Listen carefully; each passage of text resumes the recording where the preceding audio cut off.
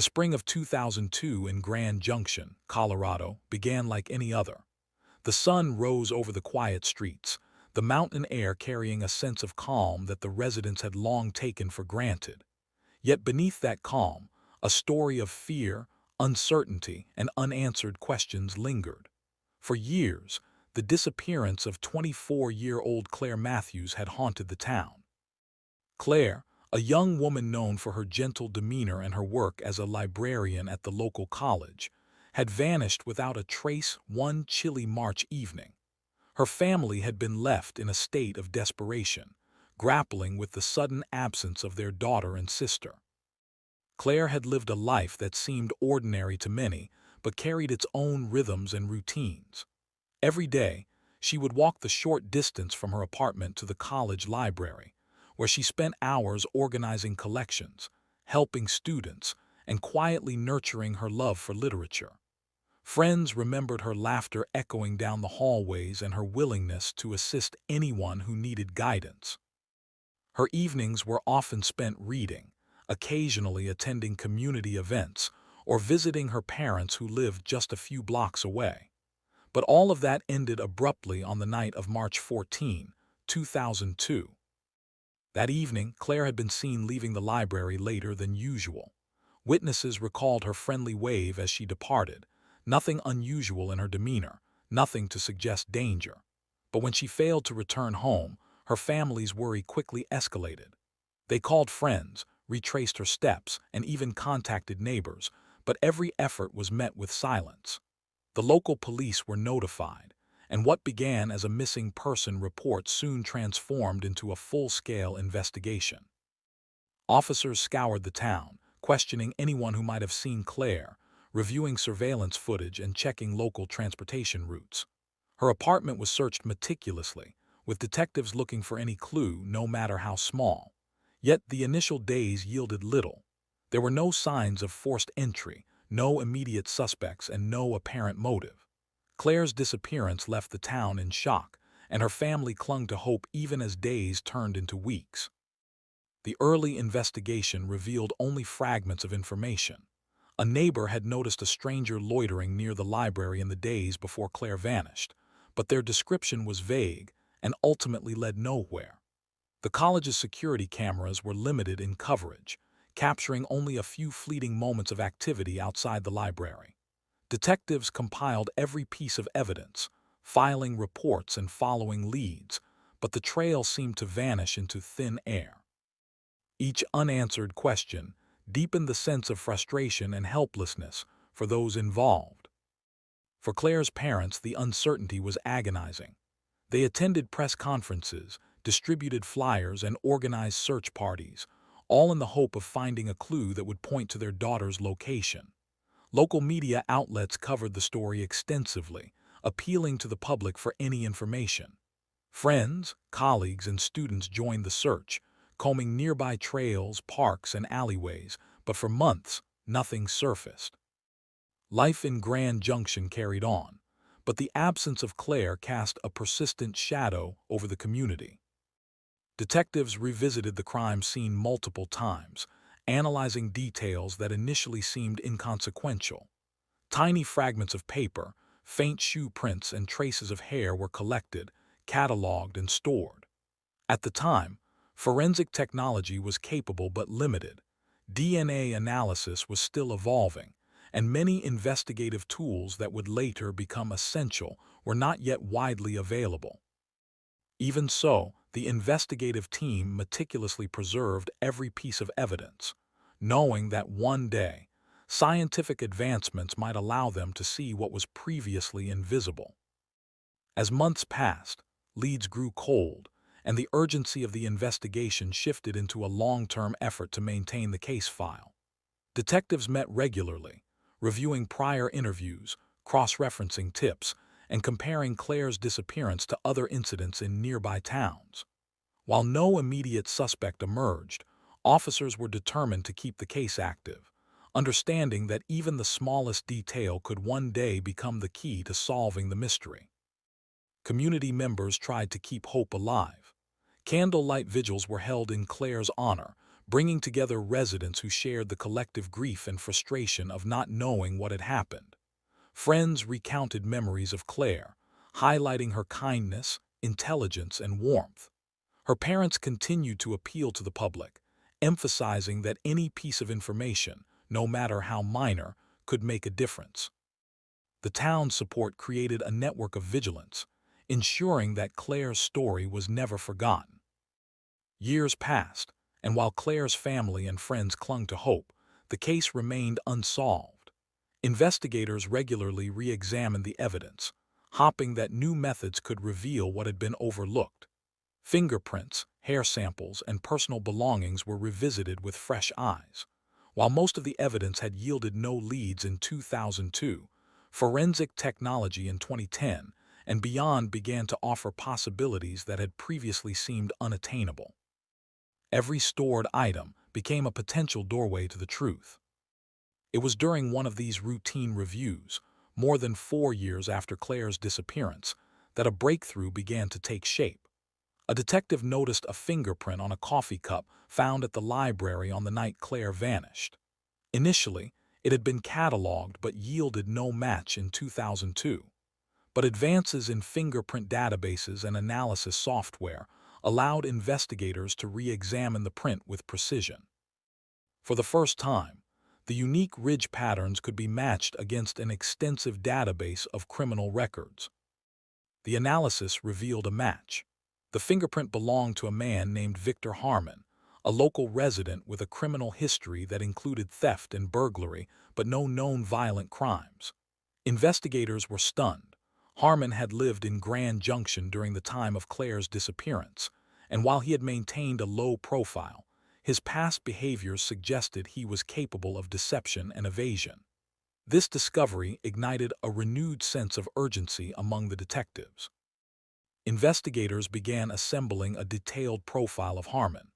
They reviewed his past activities, social connections, and employment history, searching for any indication of motive or opportunity. Witnesses who had known Harmon were interviewed, and his alibi on the night of Claire's disappearance was scrutinized. The emerging picture was troubling. Harmon had been in proximity to the library that evening, and his movements aligned with the timeline of Claire's disappearance. Simultaneously, detectives revisited the other physical evidence from the 2002 investigation. Clothing items, hair samples, and belongings from the library were subjected to modern forensic analysis, including DNA testing and trace evidence evaluation. While most items yielded inconclusive results, the combination of Harmon's fingerprint and the surrounding circumstantial evidence created a compelling case. Detectives felt a cautious optimism. They had finally identified someone connected to Claire's disappearance. The Harris family, now fully aware of the developments, experienced a whirlwind of emotions. Relief, anxiety, and lingering fear intertwined as they processed the possibility that justice might finally be within reach. Counselors and support networks helped them navigate the renewed attention and the legal complexities that were about to unfold. The family's resilience, honed over years of uncertainty, would prove essential in the months to come. Law enforcement coordinated with district attorneys to prepare for an arrest. Every detail had to be airtight. Investigators understood that decades-old cases require thorough documentation, meticulous presentation of evidence, and careful witness management. Prosecutors examined reports, forensic analyses, and interviews, ensuring that the case against Harmon was legally sound. Every step was deliberate, aiming to secure a conviction that could bring closure to Claire's family. Community members followed the developments closely. After years of living with uncertainty, the public's anticipation was palpable. Local media reported on the fingerprint discovery, the investigation into Harmon, and the preparation for arrest. Residents expressed cautious hope, understanding that while the identification of a suspect was critical, the journey toward justice was still unfolding. Detectives also employed modern surveillance techniques to monitor Harmon before the arrest. They gathered evidence of his movements, communications, and potential attempts to evade law enforcement. While Harmon had no prior history of violent crime, the evidence suggested that he had acted with calculated intent. The combination of old forensic evidence and contemporary investigative strategies created a robust framework for the pending case. As the arrest date approached, Claire's family prepared for the legal process. They consulted with attorneys, reviewed potential court proceedings, and mentally braced for the confrontation that would finally reveal the truth. The emotional stakes were high. Decades of unanswered questions, pain, and fear were now poised to collide with justice. On the morning of the arrest, law enforcement executed a carefully planned operation. Harmon was taken into custody without incident, his reaction a mixture of surprise and resignation. Officers quickly transported him to the station, where he was formally charged in connection with Claire's disappearance. For the first time in over 4 years, the case had moved from uncertainty to legal action. The arrest marked a turning point not only for the Harris family, but for the entire Grand Junction community. After years of fear and unanswered questions, a suspect had been identified, apprehended, and held accountable. Investigators emphasized that while the process was far from over, the identification and arrest of Victor Harmon represented a monumental step toward closure. With Harmon in custody, prosecutors began assembling a comprehensive case for trial. The fingerprint, corroborated by circumstantial evidence and modern forensic analysis, formed the backbone of the prosecution's argument. Witness testimonies, timelines, and Harmon's own history were meticulously integrated to establish motive, opportunity, and presence. Legal experts noted that while cold cases present challenges, technological advancements in evidence processing and database cross-referencing had transformed the landscape of criminal justice. Claire's family, while cautiously hopeful, began preparing for the emotional journey of a trial. They attended counseling sessions, participated in support groups, and engaged with legal advisors to ensure they were prepared for what lay ahead. The combination of resilience, community support, and professional guidance helped them navigate the intense period leading up to the courtroom proceedings. Detectives continued to search for additional evidence that could strengthen the case. They reviewed security footage, interviewed additional witnesses, and revisited the crime scene for any overlooked details. Every effort was made to ensure the prosecution had a complete and thorough understanding of the events surrounding Claire's disappearance. The goal was clear: to secure a conviction that would bring justice and closure.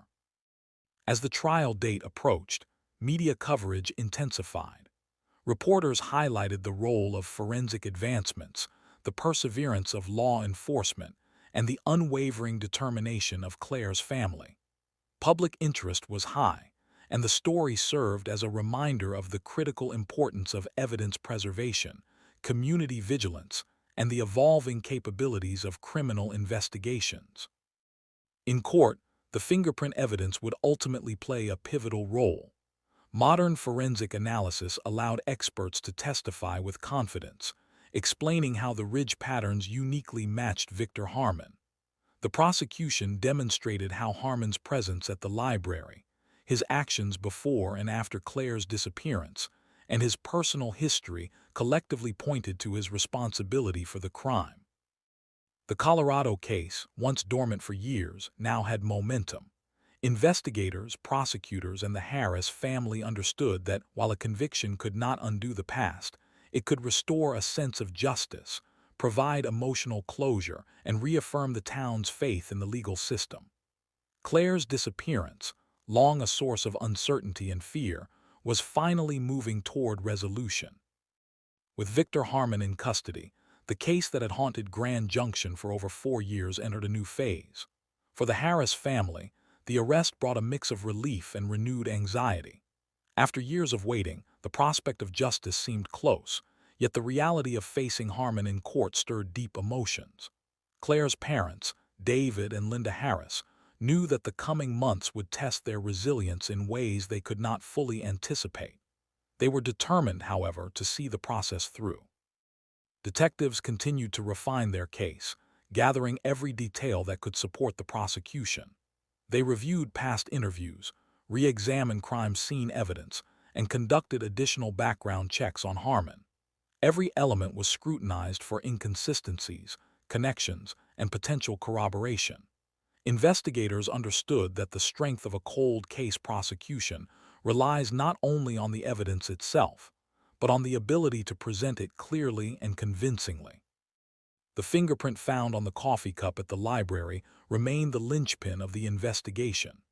Experts prepared to testify about the collection, preservation, and identification process, demonstrating how advances in forensic technology allowed a print that had been unmatchable in 2002 to finally reveal a suspect. Analysts described the intricate ridge patterns, emphasizing that the match was exclusive to Harmon.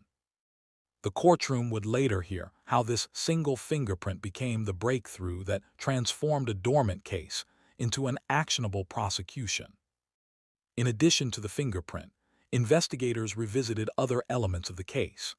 Hair fibers found in the library were examined using modern DNA testing, though results proved inconclusive.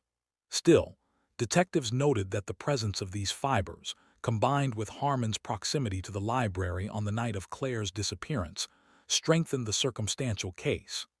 Every fragment, however small, became part of a larger mosaic that pointed toward responsibility. Detectives also re-interviewed former library staff and students. One student recalled seeing a man leave the library hastily on the evening Claire vanished, carrying a backpack and avoiding direct eye contact. Though the recollection was vague, it added context to the timeline and reinforced the presence of an unidentified male that night. Investigators cross-referenced this with Harmon's movements, further linking him to the scene. Harmon's own history became a critical component of the case.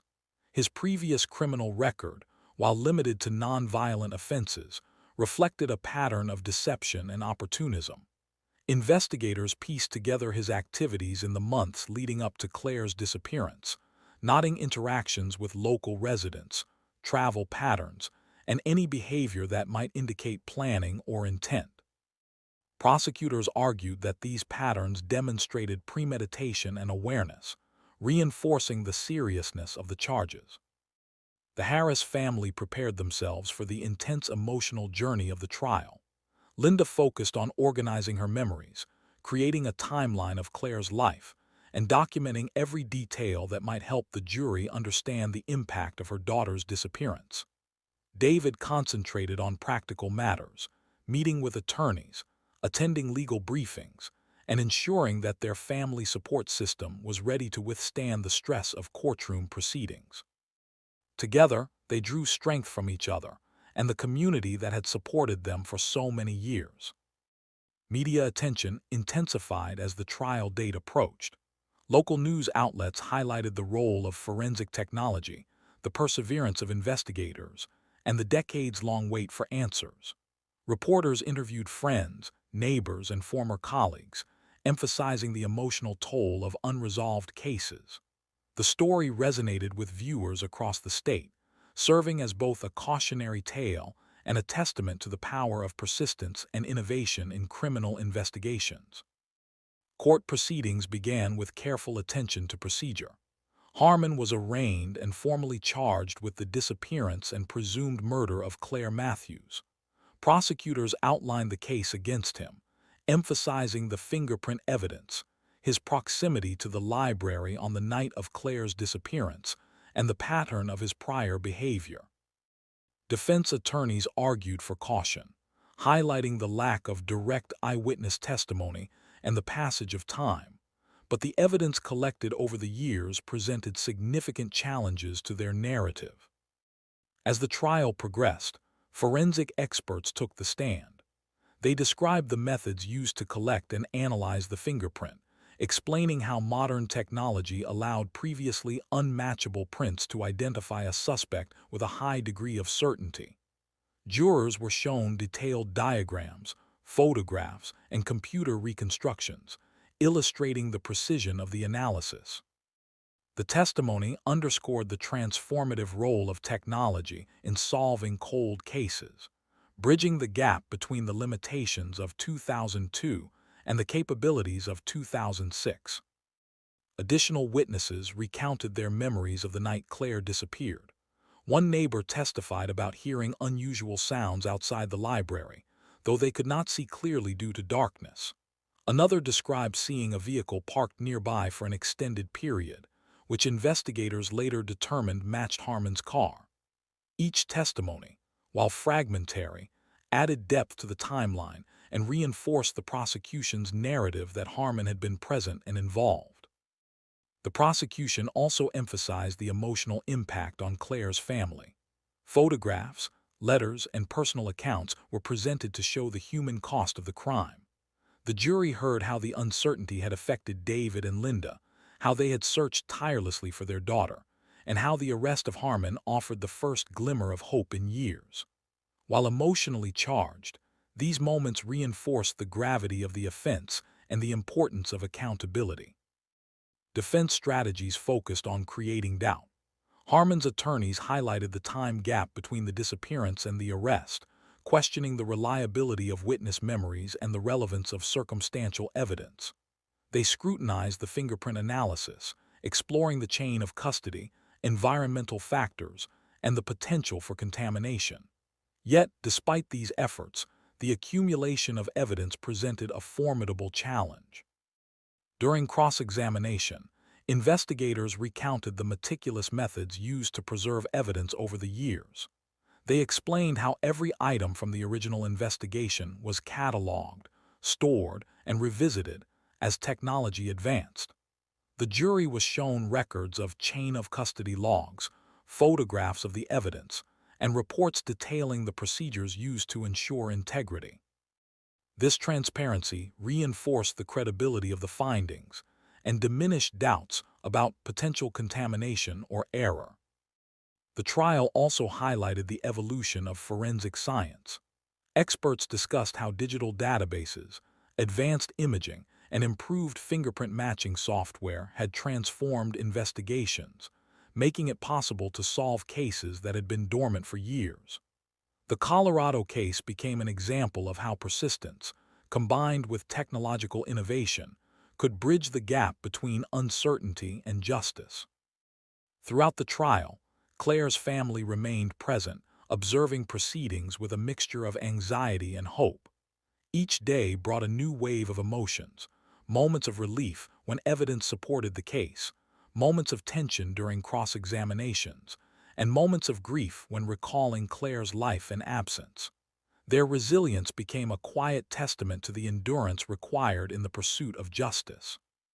After days of testimony, the jury deliberated. The combination of fingerprint evidence, witness accounts, and circumstantial details created a compelling narrative.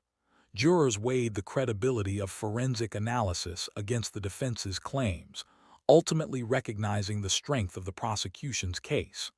The tension in the courtroom was palpable as the final moments of deliberation approached. When the verdict was read, Victor Harmon was found guilty of involvement in Claire Matthews' disappearance and presumed murder. The courtroom responded with a mixture of relief, tears, and quiet acknowledgement of the years-long struggle that had led to this moment. For the Harris family, the verdict represented the culmination of years of uncertainty, fear, and perseverance. Justice, though delayed, had finally been served. The sentencing reflected the severity of the crime. Harmon received a lengthy prison term, ensuring that he would be held accountable for his actions.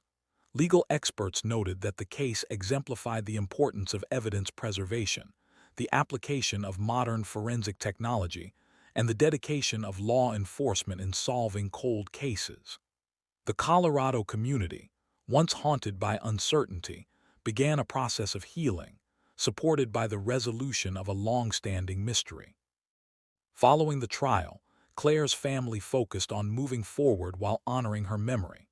They established a small scholarship in her name for local students pursuing library sciences, ensuring that Claire's passion for knowledge and learning would continue to impact the community. Friends and neighbors contributed, creating a lasting tribute to a young woman whose life had been tragically cut short. Law enforcement reflected on the case as a milestone. Investigators documented every step, every discovery, and every lesson learned. The Colorado cold case became a model for other jurisdictions, demonstrating how the combination of persistence, careful evidence management, and technological advancement could solve cases once thought impossible. Community members, inspired by the resolution, strengthened local programs aimed at preventing crime, supporting victims' families, and promoting awareness. Claire's story became a touchstone for discussions about the importance of vigilance, the role of forensic science, and the human impact of unresolved disappearances. Detectives continued to follow up on any residual leads related to Harmon's activities. Although the conviction brought closure to Claire's family, investigators maintained vigilance, ensuring that justice was thorough and complete. The dedication of the team exemplified the enduring commitment required to resolve cold cases, a commitment that bridged years of frustration and uncertainty. In the months following the trial, the Harris family experienced a renewed sense of peace. While grief remained, the clarity provided by the resolution allowed them to focus on healing and honoring Claire's memory. Community members, once anxious and uncertain, celebrated the perseverance of law enforcement and the role of technology in bringing closure. The story of Claire Matthews, long a source of sorrow, evolved into one of resilience, determination, and the enduring power of justice. After the trial concluded, life in Grand Junction slowly began to regain a sense of normalcy. The verdict had closed a chapter of uncertainty that had haunted the Harris family for years, yet the emotional impact of the case remained palpable. David and Linda Harris continued to navigate the complex journey of grief and healing, supported by friends, neighbors, and the broader community that had followed Claire's story with empathy and concern. They knew that moving forward would require time, patience, and intentional acts of remembrance. The Harris family focused on creating a lasting legacy for Claire. They organized a small memorial in her honor at the local library, a place that had been central to her life and, tragically, to her disappearance. Friends, family, and members of the community attended the ceremony, sharing memories of Claire's kindness, intelligence, and love for learning. The library created a small reading corner dedicated to her, complete with books she had enjoyed, photographs, and a plaque acknowledging her life. The gesture became a symbol of resilience and hope, illustrating how communities can transform tragedy into a source of collective healing. In parallel, law enforcement agencies reflected on the investigative process. The Colorado cold case team documented every stage of the investigation, from the initial disappearance in 2002 to the arrest and conviction of Victor Harmon. Officers highlighted the importance of evidence preservation, careful record keeping, and the integration of new technology into older cases. The fingerprint match on the coffee cup, once thought to be an inconclusive lead, had ultimately provided the breakthrough needed to bring justice. This case became a model for other investigations, demonstrating that no case is ever truly closed as long as law enforcement remains vigilant. The case also drew attention from academic and professional circles. Forensic experts published reports on the methods used in the investigation, emphasizing the significance of integrating modern fingerprint analysis and digital databases in cold cases. Law enforcement seminars and conferences referenced the Colorado investigation as an example of how persistence, careful methodology, and technological innovation can converge to solve crimes that have long seemed unsolvable. Students in criminal justice programs studied the case, learning the practical applications of evidence management, witness interviews, and cross-agency collaboration. Victor Harmon's incarceration introduced its own dynamics. Within the prison system, he faced the consequences of his actions and the reality of a lengthy sentence. While prison did not erase the harm caused, the legal outcome reflected society's commitment to accountability. Authorities monitored his behavior, noting that while he had avoided violent offenses in the past, the severity of his conviction required ongoing supervision. Legal scholars analyzed the case as an example of delayed justice, illustrating how societal systems can adapt to evolving forensic capabilities. Community healing extended beyond the immediate family. Grand Junction residents, once anxious about the unresolved disappearance, began to feel a renewed sense of safety and closure. Neighborhood watch programs gained momentum. Local schools incorporated discussions about community responsibility and vigilance, and libraries implemented additional safety measures. The story of Claire Matthews became a shared narrative that emphasized the importance of preparedness, observation, and communal support in preventing and responding to crime. Support networks for families of missing persons also benefited from the case. Organizations that assist victims' families studied the Harris family's experience, learning how the combination of community support, law enforcement persistence, and public awareness contributed to resolution. Workshops, training sessions, and support groups incorporated lessons from the Colorado case, aiming to improve outcomes for others who faced similar challenges. Meanwhile, the Harris family channeled their grief into advocacy. Linda Harris spoke at local events about the emotional toll of unresolved disappearances and the significance of forensic technology in solving cold cases. David Harris worked with law enforcement to establish a community advisory group, offering input on policies, safety measures, and resources for families. Together, they transformed personal tragedy into purposeful action, ensuring that Claire's legacy extended beyond memory into tangible contributions to society. In the months following Harmon's conviction, investigators remained engaged. They reviewed ancillary leads, examined related cases, and ensured that all avenues of inquiry were exhausted. Although Claire's disappearance had been resolved, law enforcement recognized that thoroughness required attention to potential connections or patterns. Their dedication reinforced the principle that cold cases are not merely historical events, but ongoing responsibilities requiring vigilance, critical thinking, and integrity. The community also reflected on the lessons learned. Public forums discussed the role of technology, the importance of reporting suspicious activity, and the collective responsibility for safety. Residents shared their perspectives on how delays in resolution affect trust, mental health, and social cohesion. These conversations emphasized that while justice may be delayed, proactive engagement and community collaboration remain vital components in preventing and resolving crime. The case inspired media coverage beyond Colorado. National news outlets highlighted the combination of modern forensic methods and traditional investigative persistence. Articles and documentaries emphasized that cold cases can be solved years later, offering hope to families still seeking answers. The story of Claire Matthews became emblematic of perseverance and the evolving capabilities of criminal justice systems in the 21st century. Legal professionals also analyzed the implications of the case. Prosecutors emphasized the importance of clear, concise presentation of forensic evidence in court. Defense attorneys reflected on the challenges of contesting evidence that had been collected years prior, but analyzed with modern precision.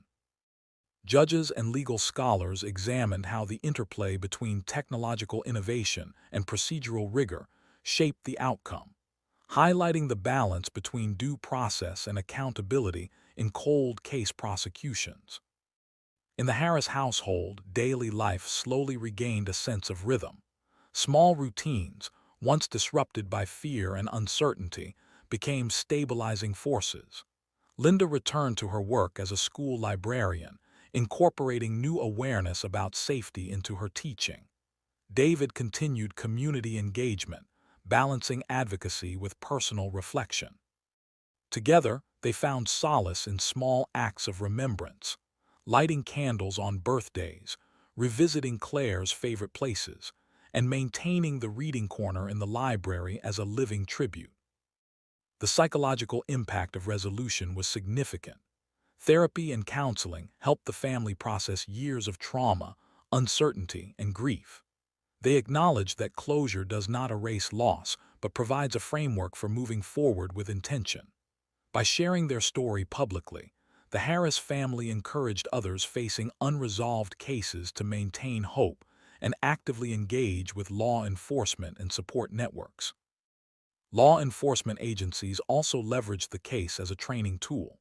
Investigators demonstrated how to manage long-term evidence storage, maintain clear documentation, and integrate emerging technologies effectively. The Colorado case became part of a curriculum in forensic and investigative training programs, providing future professionals with concrete examples of the challenges and successes inherent in cold case investigations. Public recognition for the Harris family's perseverance came in various forms. Local awards acknowledged their advocacy work, while community groups created events celebrating resilience and remembrance. These honors, while symbolic, reinforced the collective recognition of the sacrifices endured and the courage required to navigate years of uncertainty. Over time, the narrative surrounding Claire Matthews evolved. She became a symbol of both tragedy and resilience, inspiring initiatives in library education, forensic awareness, and community vigilance. Her story was shared in schools, community centers, and professional gatherings, emphasizing the importance of never giving up, the transformative power of technology in law enforcement, and the critical role of community support.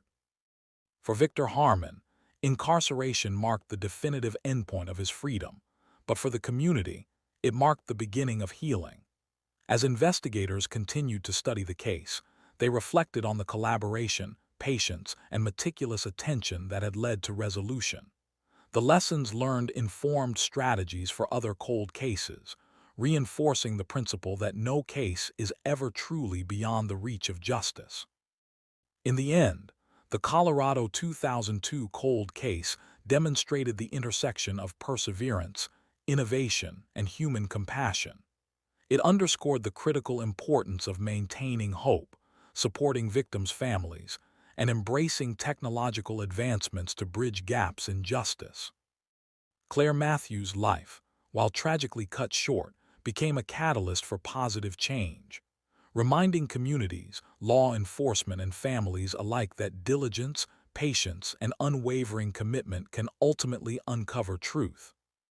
As the years passed, the Harris family continued to honor Claire's memory through education, advocacy, and community engagement. Grand Junction residents carried forward the lessons learned, remaining vigilant and connected. Law enforcement maintained its dedication to unresolved cases, inspired by the success of the investigation. The story of Claire Matthews endured as a testament to resilience, the pursuit of justice, and the enduring impact of one young woman whose life, though brief, sparked a lasting legacy of hope, closure, and meaningful change.